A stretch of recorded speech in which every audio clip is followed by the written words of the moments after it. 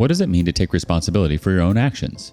It means acknowledging the role you play in your own life, the good bits and the bad. Today on rLounge, we learn that it means accepting that our own actions may have led you to the situation you're in now, whether you like it or not.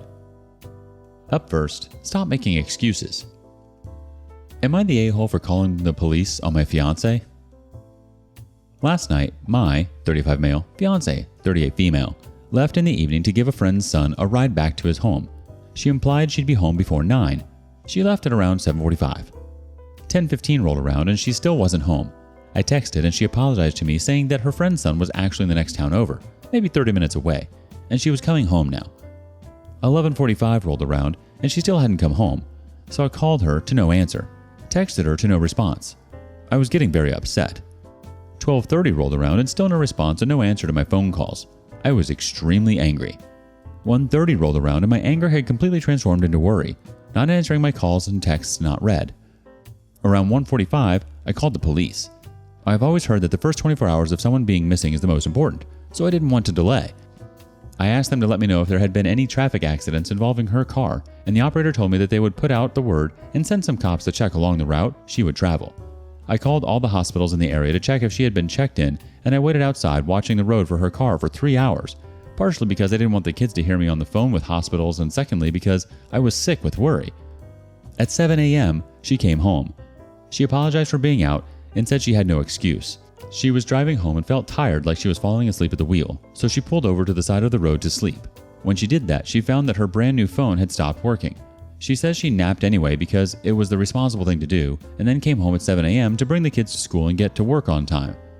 I immediately called the police and told them that she had come home safely and gave them the case number and told them to stop searching, which they did. My fiancé brought the kids to school and left for work. I set out to start cleaning. Cleaning distresses me sometimes, and I got a call from a policeman asking where she worked.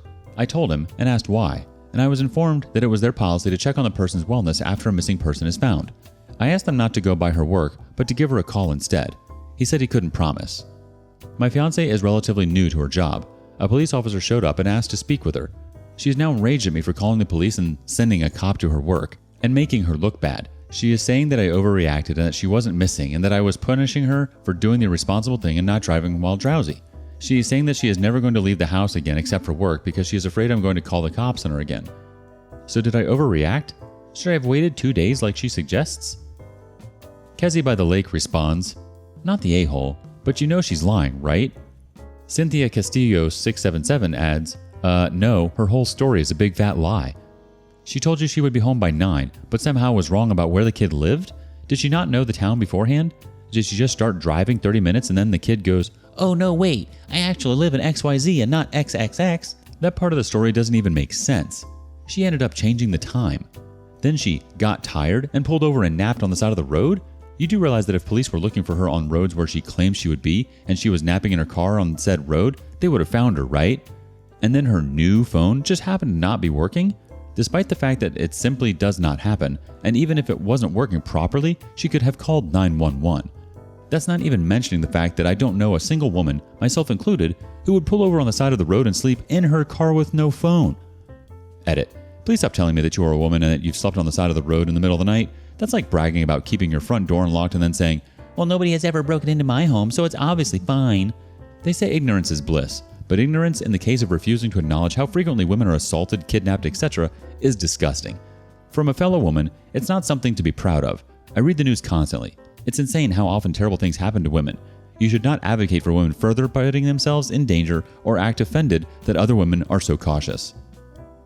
Monster Death Truck chimes in, especially the timing. Who sleeps from midnight to 7 a.m. in the car on the side of the road? A woman too? Not a 2-hour power nap, but all right. And she came back conveniently in time to pick up kids and go to work. Cynthia Castillo 677 adds, "It keeps bouncing in my head that this is literally a woman we are talking about. As a woman myself, I don't even feel safe walking to my car at night, even outside my own house. And you're telling me this woman pulled off on the side of the road and slept for 7 hours with a broken phone? Yeah, that doesn't sound right." Classroom Visual chimes in, "An actual portrayal of that evening. Somewhere in a bed around 2 towns over from OP's house. 12 a.m. Babe, don't go. Just stay the night once. Say you fell asleep in the car on a 30-minute drive. Let's turn off the phone and go to sleep." "Hey, why not? but make sure you set your alarm for 6 a.m. so I can get back to take the kids to school. Minor Reddit has a judgment, not the a-hole. I don't believe her story one bit. Driving a kid home and disappearing for the entire night is a massive red flag. How does she not even know where he lives when she started the drive? How old is the kid? Pulling over and sleeping on the side of the road for a 30-minute drive is nuts. She is now turning this around to say she is the victim of your actions. The OP replies, the kid is 17, I believe.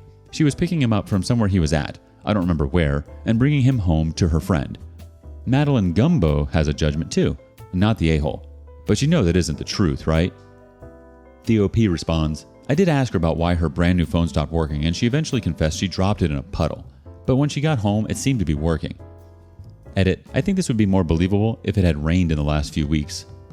Edit 2, my fiancé has informed me that she was embarrassed, but the truth is that she dropped it in the toilet, not a puddle. Sethra007 adds, I'm sorry, but that edit made me laugh out loud. Not the a-hole, and if I were in your shoes, I'd be very suspicious. She's lying and not doing a particularly good job of it. I feel like you didn't overreact, OP. This all smells fishy to me. How do you mix up a distance like that? I feel like in situations like this, as soon as you find out that it's farther than you thought, you'd follow up with your spouse just out of respect. It's better just to tell the truth in case there's an emergency. I'd be worried as well. Especially when they said they'd be back by a certain time. She's lying to you straight up. It's hard to believe that even her brand new phone stopped working. Update. First of all, thank you to those of you who offered kind words and solid advice. This update is likely to disappoint some of you, as it does me. My fiancé and I have been fighting solidly since before I posted my last thread. It's been exhausting. I called her out on her obvious lie, and she fumed at how awful I was for calling her a liar. From then on, it was as if she was falling down a smooth well, desperately clawing and grabbing at anything she could to blame me for as she went deeper and deeper. I'm not a perfect man, but in this particular situation, I was an angel, so she had nothing to grab onto. I did a lot of soul searching, and I made a call that most of you will hate. I decided to bury the hatchet. I love her very, very dearly. I had no proof of a lie, and I wasn't too concerned about what she was really up to anyway. Our relationship is open, so even if she screwed around, I didn't care much. She still fought with me though. The fight continued to the point where she broke up with me, but not really, which was a common tactic she had used before. I called her on it and she fought with me still. I asked for space for a night so I could sleep off the exhaustion, and she got upset and told me I was neglectful and selfish for not going to her and making up in person. I am stupid. I am aware of it. Even through all of this, I was apparently able to believe that what she said in emotion wasn't really her talking. Today I was having lunch. Money has been tight lately, for some reason, weird, so I flipped through my wallet to find my credit card, which was missing. Well, you see where this goes? She had stolen it.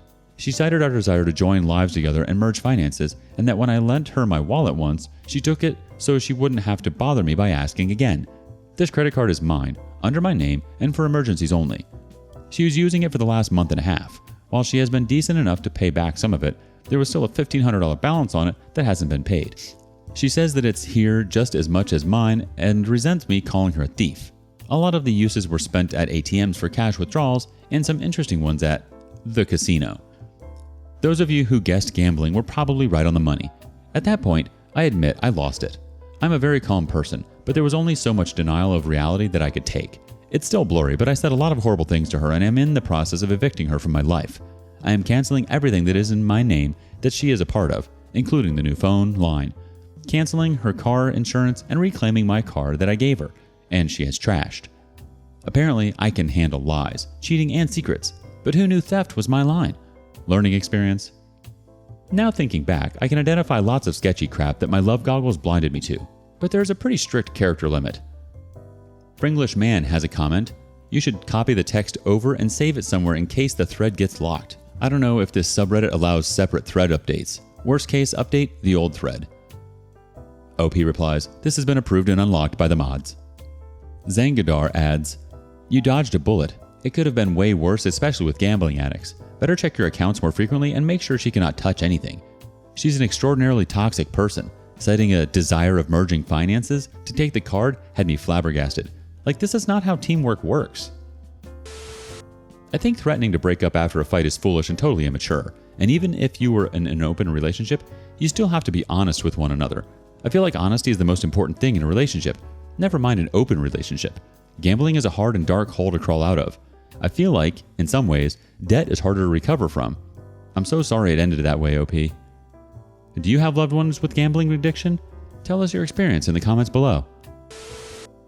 Up next, put the ego aside. Am I the a-hole for taking my daughter out of dance because her mother is ruining it for her? So my daughter is 5 and she's been dancing since last year. Her mom is a former gymnast and wanted her to do that, but my daughter didn't like it at all and prefers taking tap and ballet classes instead. I knew this bothered my wife, but I didn't expect her to alienate herself from the other moms and the instructor. She says she feels like our daughter isn't being used where she should be, and that her and the instructor constantly get into it with each other, and my wife feels like she has knowledge with her gymnast background, and that's why the instructor should take note of what she's saying. My wife is very competitive, and I do admire her drive for that, but it seems that the pushback between her and the instructor has caused a lot of tension in the class. This has caused the other moms to get mad when my wife would bring up how their daughters were being treated in comparison to ours, and now the entire experience is ruined for our daughter. Since the other moms don't like my wife, they no longer invite our daughter to playdates and other outings which the girls talk about in class, and it makes my daughter come home to me and cry about how she wants to go on playdates again with her friends.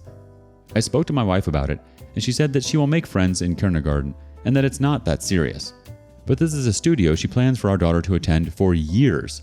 I don't understand how she doesn't get how her conflict with the other parents won't cause our daughter to feel excluded. She told me that the other moms are rude and she will always stand up for herself and our daughter, and that I need to stop being scared of them. My daughter doesn't even want to go to class anymore. She cries when I get off work and pick her up from class. The parents and instructors are cordial with me when I come inside for pickup, and one even invited my daughter to her daughter's birthday party but specified that I be the one to take her. When I told my wife this, she blew up and got very upset, saying that it's weird she specified I take our daughter and she can't go. I told her that that's ridiculous, but she wouldn't budge, and it just so happened to fall on a work day, so I couldn't take her. I was fed up, and my daughter kept complaining about hating the studio and not liking dance, so I disenrolled her when I went to pick her up, and she was crying about never wanting to come back. When I went home and told my wife, she got mad and said I'm an evil a-hole, and that I should have spoken to her first before doing that. I told her that she is the one that ruined our daughter's experience with her fighting the parents and instructors and alienating our daughter from the other girls. She kept saying I'm the only one wrong and that I'm an a-hole since it's the best studio in town and others have wait lists for months. Am I the a-hole? Ask for judgment, you shall get it. Stinstin555 chimes in first. Not the a-hole, but your wife is. While she may be a former gymnast, her role in this particular scenario was to be your child's mom and allow your daughter to have her own personal experience in the class and make friends with her fellow dance class students. Your wife allowed her ego to lead instead of her love for her child and the opportunity to learn something new. Side note, your wife needs to learn how to play nicely with other kids in the sandbox, aka make friends not enemies with other moms. I don't think you're the a-hole at all, OP. I think your wife is blinded by her own selfishness, and that has had serious consequences for your daughter. You have to do what's best for your daughter and put your own ego aside. Update. A quick recap is that my wife got into conflict with instructors and parents at our daughter's studio, causing her to be alienated, and in return I unenrolled my unhappy daughter from classes. I felt a bit conflicted if I did the right thing, but after reading your responses I felt content I made the right choice. I even showed her comments, but she refused to look at my phone for too long. I thought after getting mad my wife would be able to get over this and see my side, but unfortunately things became very bad. She told me a week after she was going to enroll our daughter back in gymnastics like she had initially wanted, and my daughter overheard this saying she didn't want to and started crying. My wife completely ignored this and went on talking to me saying she's sick of me enabling quitting and that our daughter needs a better role model. I was sick to watch her ignore our crying daughter and told her that we already tried gymnastics and our daughter didn't like it, and she said it will be different this time and that her word is final. We kept arguing about this, and she went on to enroll our daughter into gymnastics again and started taking her while I was at work. I was furious that she couldn't respect my wishes, but she said I wasn't respecting her. I told my wife that she has control issues and is trying to live through our daughter, and this made her extremely upset. I recommended therapy like a lot of commenters said to, and this set her off. She started accusing me of infidelity, saying that the mother of my daughter's old studio, who specifically asked that I bring my daughter and not my wife, is the reason I'm starting issues for no reason with her, and that she found it weird that she specifically asked for me and not her, and that means something more. I said that's because all the moms hate her and don't want her around, and she cursed at me horribly, saying disgusting things I can't type, but I am shocked I married someone so vile. She wasn't always like this. She was a kind, caring woman before this whole gymnastics ballet fiasco started and her tiger mom side came out. I know it's crazy and I wish I could say it's different, but I'm seeing this heading towards divorce. We haven't slept in the same bed for 3 weeks and she won't talk to me about anything other than the house, our daughter, and the dog. I'm embarrassed to tell anyone this because I find it so bizarre and weird that so much conflict has stemmed from something as innocent as sports. So yeah. Mothro chimes in first. She's cheating, dude. That's why the infidelity comment came out of nowhere. Hire a PI to confirm and start talking to a divorce attorney immediately. She already is, and you don't want to be beat to the punch. Leo Solaris adds, the possibility of infidelity has a pretty high probability of being correct. She is definitely looking for an attorney. Keep a very, very close eye on your daughter. She seems the type to snatch her, and the courts are more likely to side with her if she already has the child away from you. Unusually Scented has a comment. You married my ex-wife's sister. My ex lived through my daughter. She had to be the best dancer, the best cheerleader, etc. She alienated other parents with her hyper-competitiveness. It ended with eating disorders, depression, and her losing custody of our daughter completely. I have no solution for you, but I wish I had divorced her long before I did. I told myself I was staying to ensure my daughter had an intact home, but it was a huge mistake. Everyone must love cats has a thought too. Not the a-hole, but I'm not worried about the divorce. I'm worried about your daughter while she is in her mother's custodial time. Get a lawyer and get statements from the instructor and all the dance moms. Get your daughter to a therapist so you get sole custody of your daughter. Your wife will destroy your daughter, her self-esteem, alienation from other children, body image issues, the list goes on. Best of luck. The OP adds, I do suspect that the story isn't truthful, but she doesn't really have a history of lying to me, so I've been trying to give her the benefit of the doubt. I think there's totally something going on behind the scenes with your wife. Usually people who are doing the accusing like she is are the people who are doing the cheating. You're doing the right thing, and you're being the best dad you can be by listening to your daughter, her needs, her wants, and being concerned for her. Your wife has to get her head out of her butt and see how she's treating your daughter. She's trying to live through your daughter. Your daughter is her own person, and she should be able to do things and try things that she likes. In our younger years, we try things so we know what we don't want to do. I'm sorry, OP. Did your parents ever force you to try hobbies that you didn't want to do? Did they try to live vicariously through you? Let us know below. And thank you for joining us today on rLounge. Before you go, be sure to like and subscribe and hit that notification bell. If you have something you want to say regarding today's content, share that with us in the comments below. See you soon.